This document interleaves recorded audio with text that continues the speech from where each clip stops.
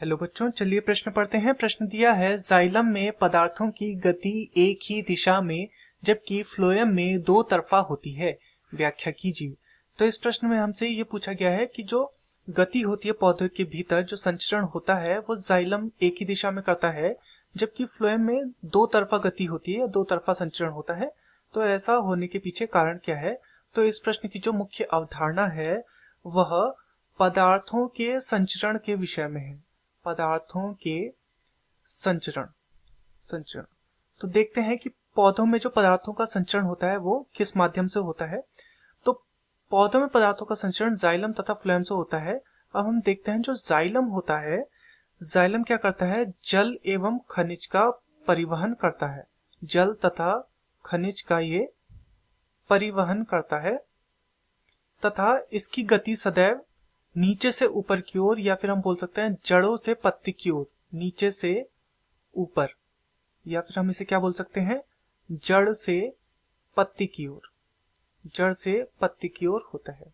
वहीं दूसरा जो है फ्लोएम, फ्लोएम क्या होता है? फ्लोएम जो प्रकाश संश्लेषण से जो भोजन प्राप्त होता है उस भोजन को कुंड तक ले जाता है। कुंड अर्थात जहां पर पौधे का भोजन संचित होता है। तो इसकी गति किस तरफ से होती है? इसकी गति होती है स्रोत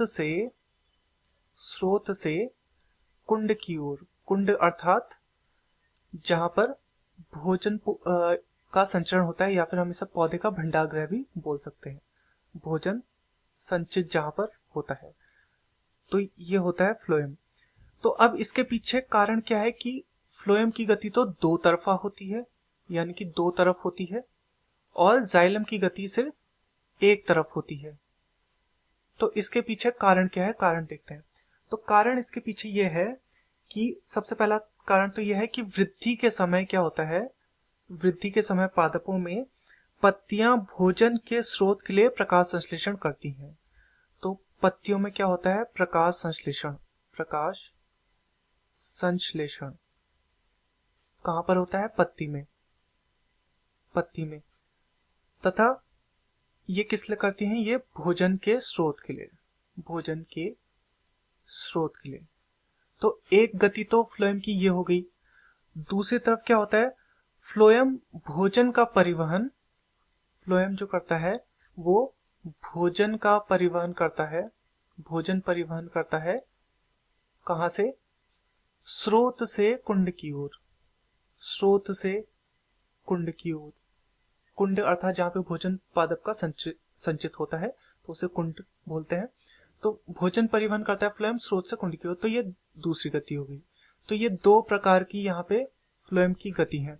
जबकि जाइलम का आप देखेंगे तो जाइलम का काम क्या है? जाइलम का काम है जड़ से जो जल है उसे पत्ती तक ले जाना। जल को पत्ती तक ले जाना, पत्ती तक ले जाना।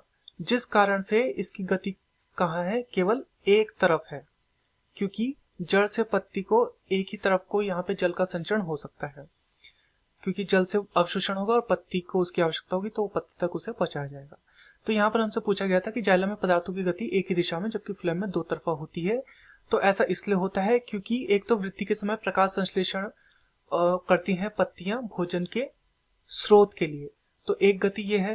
तथा दूसरी गति जो है वो ये है कि फ्लोएम भोजन का परिवहन करता है स्रोत से कुंड के लिए। तो ये दो प्रकार की गति जो हो गई वो फ्लोएम की होगी। परंतु जाइलम की गति सिर्फ जड़ से जल को पत्ती तक ले जाने की होती है, इसलिए इसमें सिर्फ एक ही प्रकार की गति देखने को मिलती है। मैं आशा करता हूँ आपकी यह समझ में आया होगा। धन्यवाद।